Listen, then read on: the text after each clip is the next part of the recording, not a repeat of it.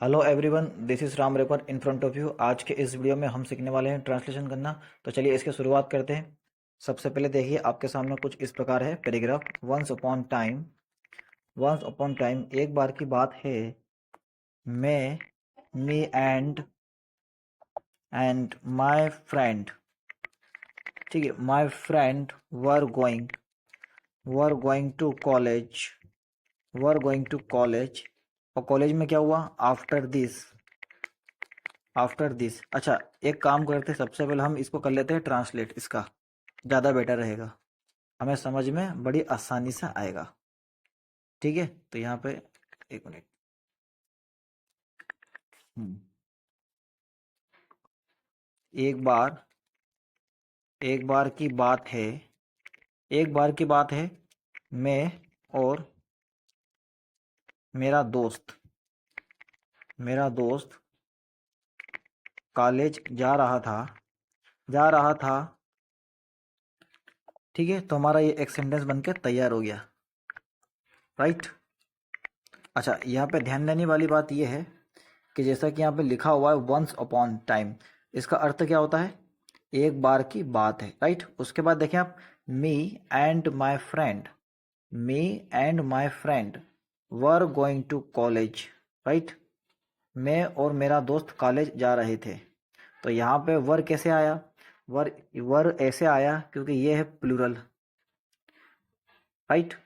आई का मतलब क्या? मैं, लेकिन इसको पीछे से लगाया हमने। ठीक है, मैं और मेरा दोस्त। जब भी हम ऐसे सेंटेंस बनाते हैं तो हम इसका ऑब्जेक्टिव केस लिखते हैं। उसके बाद my friend were going to college. Right, इतना आपने समझ लिया।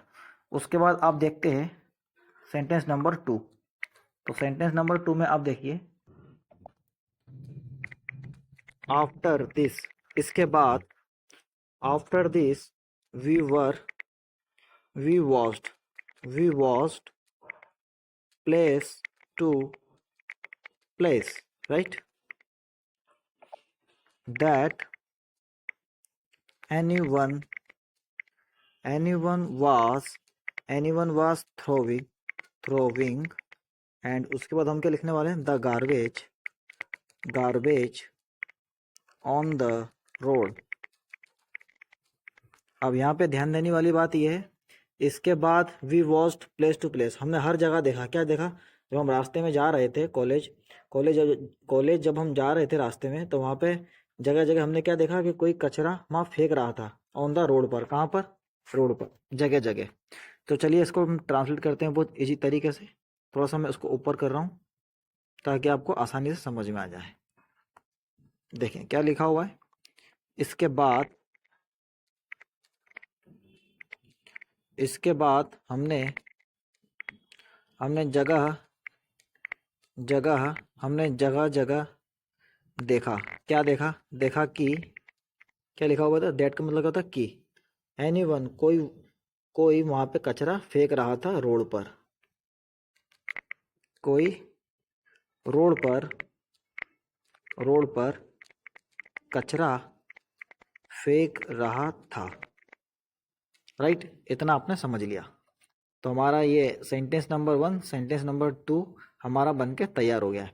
अब चलते हैं थोड़ा और आगे, सीखते हैं तीसरा वाला बहुत इजी तरीके से ट्रांसलेशन, तीसरे नंबर का। देखिएगा आप,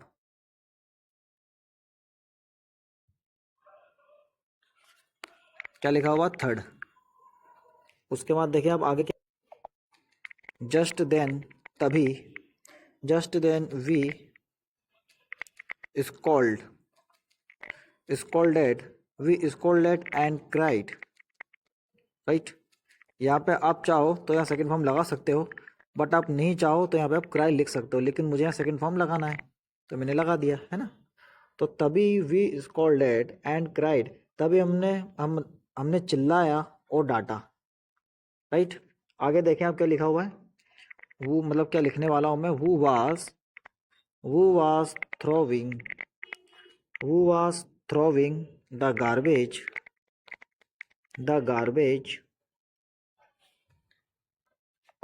then I called the police as well as municipal corporation या कॉरपोरेशन, म्युनिसिपल कॉरपोरेशन, राइट। देखिए हमने इजी तरीके से इतना तीसरे नंबर का ट्रांसलेशन हमने कर लिया है। अब चलिए इसको हम करते हैं इसका ट्रांसलेशन। एक पैराग्राफ हमने लिख लिया है, क्योंकि मुझे यहाँ एक सेंटेंस लिखना था छोटा सा ही, लेकिन ये थोड़ा बड़ा लिखा गया है। नो प्रॉब्लम, हम इसे आसानी तरीके से इसका ट्रांसलेट हम कर लेंगे। तो यहाँ पे मैंने क्या लगाया, अभी फुल स्टॉप नहीं लगाऊंगा, इसके आगे हमको और लिखना है। तो यहाँ पे ध्यान देने वाली बात यह है, जस्ट देन लिखा हुआ है तो उसको हम क्या बोलेंगे, तभी। क्या बोलेंगे, तभी। तभी हमने, तभी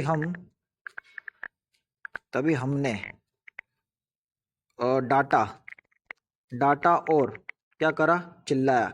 क्राइड मतलब क्या था, चिल्लाया हुआ। क्राइड मतलब चिल्लाना, क्राइड मतलब चिल्लाया हुआ। और चिल्लाया हमने डाटा और चिल्लाया। एक मिनट रुको आप, हाँ, हमने डाटा और चिल्लाया। किसको चिल्लाया, जो कचरा फेंक रहा था, जो कचरा फेंक रहा था। अब यहाँ पे ध्यान देने वाली बात ये है, कौन कचरा फेंक रहा था, ये हमारा कौन सा हो गया, रिफ्लेक्टिव नाउन। यहाँ लिखा हुआ है वो वाज थ्रोविंग द गार्बेज। ठीक है, वो का मतलब यहाँ पे क्या है, कौन नहीं है अभी, वो का मतलब कौन नहीं है अभी। ठीक है, ये रिफ्लेक्टिव में मैंने इसका यूज करा है, तो यहाँ पे इसका अर्थ क्या होगा, जो कचरा फेंक रहा था या जो कचरा फेंक रहे थे। ठीक है, देन, अब देन को क्या बोलते हैं, फिर। I called the police as well as municipal corporation. मतलब क्या मतलब हुआ इसका, इसका मतलब ये हुआ कि मैंने नगर निगम के साथ साथ पुलिस वाले को भी बुलाया। मैंने नगर निगम के साथ साथ पुलिस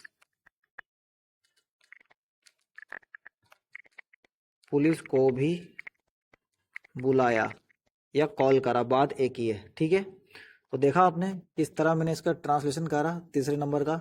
अब थोड़ा सा एक पॉइंट और है, उसको हम और कर लेते हैं चौथे नंबर का। इसको मैं कर रहा हूँ थोड़ा सा ऊपर, ताकि थोड़ी स्पेस मिल जाए। तो यहाँ पे हम टाइप करने वाले हैं चौथे नंबर का translation.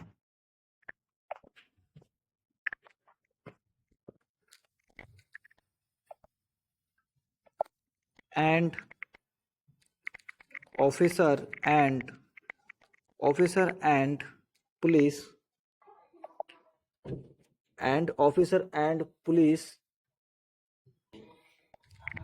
Took an action, right. तो अधिकारी और पुलिस ने क्या करा, एक एक्शन लिया। ठीक है, ऑफ पीपल, राइट। क्या करा, लोगों का वहां पे जाकर एक्शन लिया। ठीक है, और कार्रवाई करी। एक्शन का अर्थ क्या होता है, कोई कार्य भी होता है या कोई कुछ घटना होती है, तो वहां पे क्या कार्रवाई करना होती है। तो ये सीन्स में मैंने ये वर्ड यूज करा है। तो एक्शन का मतलब कार्य भी होता है, कार्रवाई भी होती है, राइट। एंड, और क्या हुआ, एंड फाइंड, ठीक है, इन दिस टाउन, और ये नगर में क्या करा, जुर्माना लगाया, फाइन लगाया या पेनल्टी लगाई। ठीक है, तो आशा करता हूँ मेरा वीडियो आपको पसंद आया होगा। अच्छा, एक बात और, इसको हम कर ले थोड़ा सा और ट्रांसलेशन। और अधिकारी और अधिकारी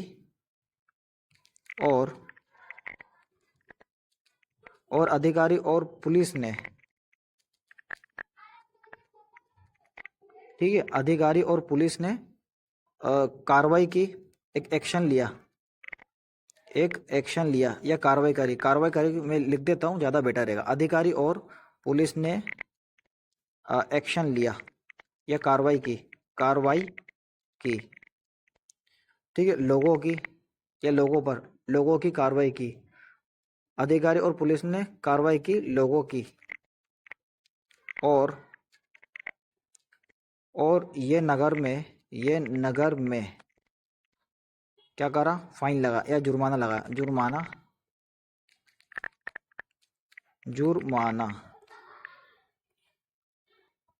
ठीक है, तो ये नगर में जुर्माना लगाया। तो देखा आपने किस तरह से मैंने इसका ट्रांसलेशन करा बड़ी आसानी तरीके से। Thank you so much for watching my video. कल मिलते हैं एक नए टॉपिक के साथ, एक नए अंदाज में। Thank you.